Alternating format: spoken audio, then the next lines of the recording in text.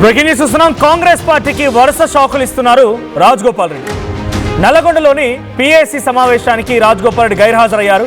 మీనాక్షి నటరాజన్ ఆధ్వర్యంలో భువనగిరిలో జరిగినటువంటి నల్గొండ పిఏసీ సమావేశంలో మంత్రులు ఉత్తమ్ కుమార్ రెడ్డి, అడ్లూరు లక్ష్మణ్ కుమార్, కోమటిరెడ్డి వెంకట అందరూ హాజరయ్యారు. కానీ ఆ నియోజకవర్గం లేకపోతే ఆ పార్లమెంట్ పరిధిలోటువంటి మునుగోడు నియోజకవర్గం ఎమ్మెల్యే రాజగోపాల్ రెడ్డి మాత్రం గైర్హాజరయ్యారు.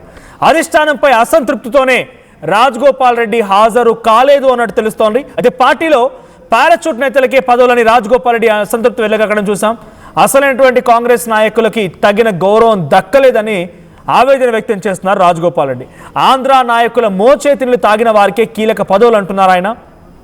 తెలంగాణ ప్రభుత్వం సీమాంధ్రుల నేతల చేతిలో చెప్పు చేతల్లో ఉండకూడదు అని చెప్పి రాజగోపాల్ రెడ్డి అంటున్నారు. అయితే ఈరోజు పిఏ సమావేశం జరిగింది.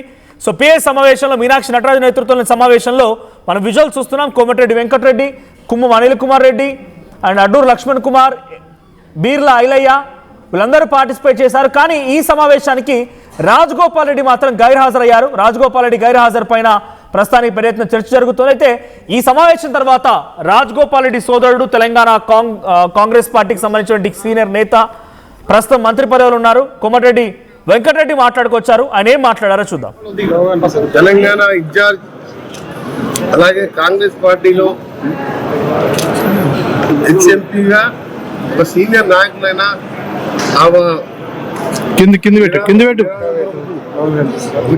వర్కర్ లాగా మీ అందరికి తెలుసు మీనాక్షి నటరాజన్ గురించి. ఆమె ఈరోజు పిఎస్సి మీటింగ్ డిస్ట్రిక్ట్ లెవెల్లో ఇవాళ 3 జిల్లాలకు సంబంధించి భువనగిరి, నల్గొండ, సూర్యాపేట జిల్లా మీటింగ్ నడుస్తున్నది. ఇవాళ జిల్లా లెవెల్కి ఇక్కడికి వచ్చి గాంధీ భవన్ పిలిపించేది పోయి ఆమె జిల్లా కేంద్రాలకు వచ్చి మీటింగ్ పెట్టడం ఇది మంచి కార్యకర్తలకు ఉత్తేజాన్ని నింపడంతో పాటు ఆమెకు కూడా కృతజ్ఞత తెలియజేస్తున్నాము. ఈ విధంగా నాయకురాలు ఏసీ జనరల్ సెక్రటరీ హోదాలో ఉండి జిల్లా కేంద్రాల్లో మీటింగ్ చేయడం, అది సర్మీగా కానివ్వండి, పార్టీ బలోపేతం కానివ్వండి, నామినేటెడ్ పదవులు కానివ్వండి, ఇంకా కాంగ్రెస్ పార్టీ ఆఫీస్ నిర్మాణం కానివ్వండి, అన్నింటి మీద చర్చించడం జరిగింది. తప్పకుండా కాంగ్రెస్ పార్టీకి నమ్ముకున్న కార్యకర్తలకు కూడా న్యాయం జరుగుతుందని చెప్పి ఈ సందర్భంగా తెలియజేస్తూ కొన్ని విషయాలు మీకు చెప్పలేదంటే కొన్ని విషయాలు మీకు చెప్పే ఉంటుంది. సార్ మీద కొత్త ఓటర్ ప్రక్రియ 20వ తారీఖు దివంగత ప్రధానమంత్రి, ప్రపంచంలోనే నేటి నేతగా ఉన్న రాజీవ్ గాంధీ గారి ఆ రోజు జయంతి సందర్భంగా పెద్ద ఎత్తున, ఎందుకంటే ఆ రోజు ఓటు హక్కును 21 ఏళ్ళకెళ్ళి 18 ఏళ్ళకి తీసుకొచ్చింది రాహుల్ గాంధీ. యువతల ఆలోచన విధంగా పాలన ఉండాలంటే 18 ఏళ్ళకే ఓటు కల్పించాలని ఆ రోజు ఆయన ఎవరు అడగకుండా 18 ఏళ్ళకి ఓటు కల్పించిన మహానేత. ఆ రోజుల్లోనే సర్పంచ్ నేరుగా 2 లక్షలు 3 లక్షల లెక్క నేరుగా అకౌంట్లో వేసింది. ఏది 85లో ప్రధానమంత్రిగా ఉన్నప్పుడు ₹1 ఢిల్లీలోకి ₹1 పంపిస్తే 30 పైసలే గ్రామాలకు చేస్తుంటే 70 పైసలు దళారులకు పోతుందని చెప్పి ఆ విధమైన గ్రామ స్వరాజ్యాన్ని మొదలుపెట్టి కంప్యూటర్ వరకు పెట్టిన రాజీవ్ గాంధీ జయంతి 18 ఏళ్ళు కల్పించిన 18 ఏళ్ళకే ఓటు కల్పించిన ఆయన జయంతి సందర్భంగా పెద్ద ఎత్తున ఆ రోజు జయంతి కార్యక్రమాలు చేస్తూ కొత్త ఓట్లను చేర్పించే కార్యక్రమాన్ని సీరియస్గా తీసుకోవాలని వారు మాకు ఆదేశాలు ఇవ్వడం జరిగింది. ఆమె ఆదేశం మేరకు తెలంగాణలో ఈ అన్ని కార్యక్రమం నల్గొండ జిల్లాలో నెంబర్ 1 ఉండే, ఉమ్మడి నల్గొండ జిల్లా నెంబర్ 1 ఉండే విధంగా తెలంగాణలో ప్లస్ వచ్చే ఎన్నికల్లో కూడా మన కాంగ్రెస్ పార్టీ ఏ విధంగా మన అధికారంలోకి రావాలి, రాహుల్ గాంధీని ఏ విధంగా ప్రధానమంత్రిని చేయాలంటే దక్షిణ భారతంలో గతంలో తెలంగాణలో దక్షిణ తెలంగాణ 36, 32 గెలిచాం. తర్వాత ఇద్దరు జాయిన్ అయ్యారు మన అభివృద్ధి కార్యక్రమాల కోసం. అక్కడ జరుగుతున్నటువంటి కార్యక్రమం పైన ఎటువంటి తీరుతలు ఉన్నాయి, గతంలో కాంగ్రెస్ పార్టీ యొక్క ప్రాశస్త్యం ఏ రకంగా ఉందనేది కోమటిరెడ్డి వెంకటరెడ్డి వివరిస్తూ ఉన్నారు. సో మా ప్రతినిధి శ్రీధర్ సిద్ధంగా ఉన్నారు. అసలు రాజగోపాల్ రెడ్డి గైర్ హాజరు ఎటువంటి డిస్కషన్ జరుగుతోంది? శ్రీధర్, రాజగోపాల్ రెడ్డి ఎందుకు హాజరు కాలేదు? డెఫినెట్గా వ్యతిరేక స్వరం వినిపిస్తున్నారు, వ్యతిరేక గలం వినిపిస్తూ ఉన్నారు. చాలా క్లియర్గా అర్థమవుతోంది. తెలంగాణతో సంబంధం లేని వాళ్ళు, కాంగ్రెస్ పార్టీతో సంబంధం లేని వాళ్ళు, ఆంధ్ర నాయకుల మోచేతి నీళ్లు తాగే వాళ్ళు అక్కడి నుంచి చెప్పు చేతుల్లో పెట్టిన ప్రభుత్వం నడిపిస్తున్నారు అనేది ఆయన బహిరంగంగానే మాట్లాడుతున్నారు. ఈరోజు ఈ కార్యక్రమానికి గైర్ హాజరు అది కూడా కారణం అనుకోవాలా? ఇంకా వ్యతిరేకత పెరిగింది అనుకోవాలా? ఆయన అలకబూనారు అనుకోవాలా? మనోజ్, డెఫినెట్గా కూడా రాజగోపాల్ రెడ్డి క్లియర్ కట్గా అలకబూనారన్న విషయం కూడా స్పష్టంగా అర్థమవుతుంది. ఎందుకంటే ఏఐసిసి ఇన్ఛార్జ్ సైతం కూడా పిఎస్సి సమావేశం జిల్లాలోనే నిర్వహించి ఉమ్మడి జిల్లాలో ఉన్నటువంటి జిల్లా అన్నిటికీ కలిపి భువనగిరిలో జరిపినటువంటి పిఎస్సి సమావేశం అది పొలిటికల్ ఎఫ్ఐఆర్స్ కమిటీ అంటేనే చాలా కీలకంగా తీసుకునేటువంటి నిర్ణయాలలో డిస్కషన్ చేస్తుంటారు. పార్టీకి సంబంధించినటువంటి అంతర్గత విషయాలు, సంస్థాగతమైనటువంటి నిర్ణయాలు, ఫ్యూచర్లో పార్టీ కోసం చేపట్టబోయేటువంటి ఏ విధంగా ముందుకెళ్లాలన్న దానిపై కూడా అందులో దిశానిర్దేశం చేస్తుంటుంది. మిగతా ఉమ్మడి నల్గొండ జిల్లాలో ఉన్నటువంటి నేతలు అందరూ హాజరు కావడం, రాజగోపాల్ రెడ్డి హాజరు కాకపోవడం, గైరాజరు అవ్వడం ఏదైతే ఉందో అది పార్టీలో చర్చనీయాంశంగానే కాకుండా రాజగోపాల్ రెడ్డి ఇప్పటికే మీరు అన్నట్టు ధిక్కరసరం పార్టీ మీద చూపిస్తున్నారు. అయినప్పటికీ పార్టీ మీద కాదు, అది పార్టీలో ఉన్నటువంటి కొంతమంది మీద కొత్తగా వచ్చి పార్టీలో కూడా పాత వాళ్ళ మీద పెత్తనం చెలాయిస్తున్నారని చెప్పి కూడా రాజగోపాల్ రెడ్డి చెప్పడం, ఆ తర్వాత ఏఐసిసి ఇన్ఛార్జిగా తెలంగాణ ప్రదేశ్ కాంగ్రెస్ కమిటీ ఇన్ఛార్జి ఉన్నటువంటి మీనాక్షి నటరాజన్ జిల్లాలో పర్యటించినప్పటికీ పిఎస్సి మీటింగ్ అక్కడే నిర్వహించినప్పటికీ అసలు రాజగోపాల్ రెడ్డి వెళ్ళకపోవడం ఏదైతే ఉందో కాంగ్రెస్లో రెండు రకాలు కూడా, ఒక వర్గమేమో రాజగోపాల్ రెడ్డి ఏఐసిసి ఇన్ఛార్జ్ కాబట్టి ఏదైనా అభ్యంతరాలు ఉంటే ఆ మీటింగ్కి వెళ్ళి కూడా ఆమె దృష్టికి కూడా తీసుకెళ్లాల్సినటువంటి అవసరం ఉంది. ఎందుకంటే కేవలం రాజగోపాల్ రెడ్డి ఇచ్చినటువంటి హామీల మీద కానీ ఇతర సంబంధించినటువంటి అంశాలన్నిటి మీద కూడా ఆ రోజు మాట్లాడారు కాబట్టి ఇచ్చినటువంటి హామీలే కాకుండా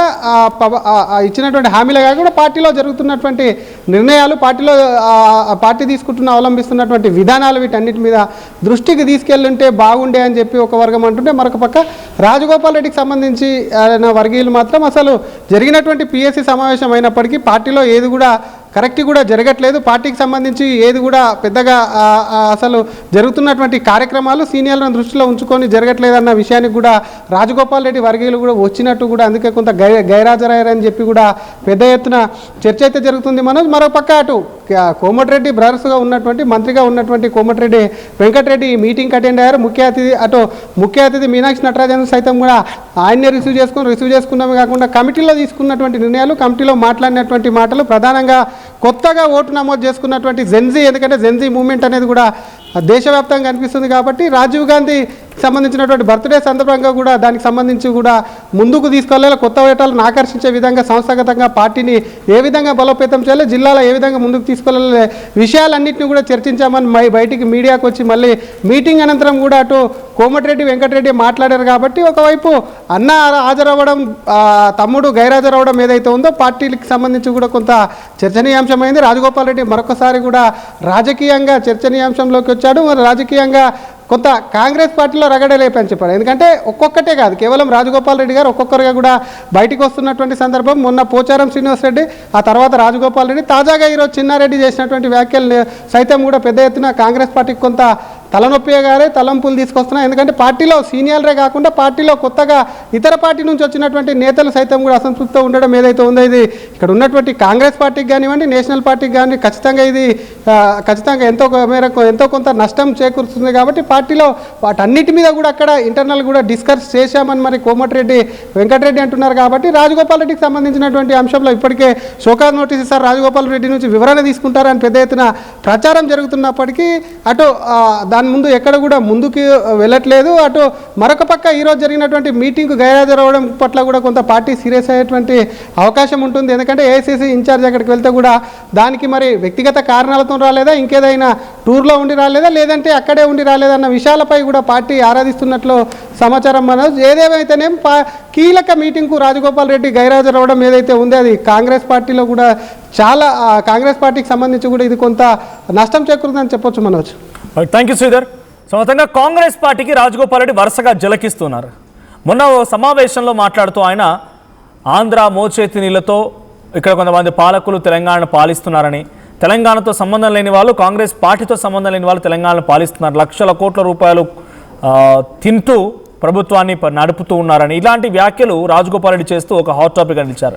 మొదటి నుంచి ఆయన ఏడాది కాలంలో అప్పటి వరకు ఓకేగా ఉన్న, ఏడాది తర్వాత నుంచి వ్యతిరేక స్వరాన్ని వినిపిస్తూనే ఉన్నారు, ధిక్కార స్వరాన్ని వినిపిస్తూనే ఉన్నారు.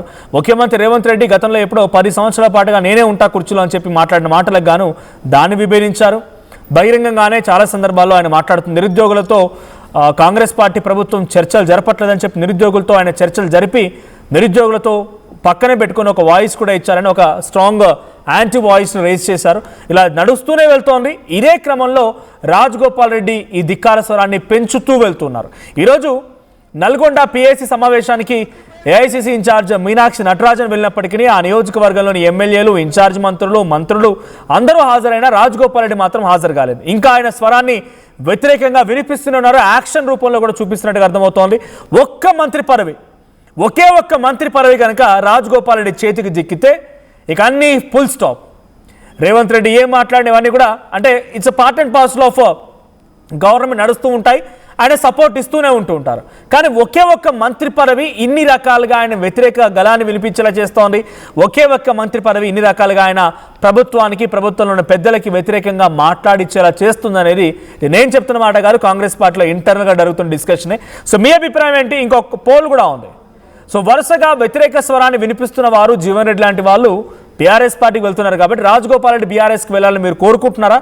రాజగోపాల్ రెడ్డి కాంగ్రెస్కి గుడ్ బై చెప్తారనే మాట మీకు కూడా బలంగా నమ్ముతున్నారా? ఆ మాట విశ్వసిస్తున్నారా? Rajagopal Reddy Congress party good bye చెప్పే అవకాశం ఉందా? మీ అభిప్రాయం ఏంటో కామెంట్ చేయండి. ఒకసారి మొన్న 2 రోజుల క్రితం రాజగోపాల్ రెడ్డి కాంగ్రెస్ పార్టీ ప్రభుత్వం పైన, ప్రభుత్వ పెద్దల పైన ఏం మాట్లాడారో చూద్దాం. వ్యతిరేకంగా పోరాటం ఈ తెలంగాణ ఉద్యమానికి సంబంధం లేనోళ్ళు, కాంగ్రెస్ పార్టీకి సంబంధం లేనోళ్ళు వచ్చి పెద్ద పదవులలో ఉంటే నాకు కూడా బాధ అనిపిస్తుంది అప్పుడప్పుడు. కానీ ఒక రాజకీయ పార్టీలో ఉన్నా కాబట్టి నేను ఎక్కువ మాట్లాడలేకపోతున్నా. అధికారాన్ని అడ్డం పెట్టుకొని అభివృద్ధి పేరు మీద లక్షల కోట్లు దోసుకుంటున్న వాళ్ళు ఎమ్మడి పడతాం, దోపిడికి వ్యతిరేకంగా పోరాటం చేస్తాం. మేము నిజాయితీ పరులం అని చెప్పేసి మా సహనాన్ని, మా ఓపికని చేతగానితనంగా భావించొద్దు. అవసరం వచ్చినప్పుడు విద్యార్థుల కోసం, నిరుద్యోగుల కోసం, యువకుల కోసం, రైతుల కోసం, పేదల కోసం, మా అక్క చెల్లెల కోసం అవినీతికి వ్యతిరేకంగా పోరాటం చేసి యుద్ధం చేస్తాం. భయపడేది లేదు. ఈ తెలంగాణ ఉద్యమానికి సంబంధం లేనోళ్ళు, కాంగ్రెస్ పార్టీకి సంబంధం లేనోళ్ళు వచ్చి పెద్ద పదవులలో ఉంటే నాకు కూడా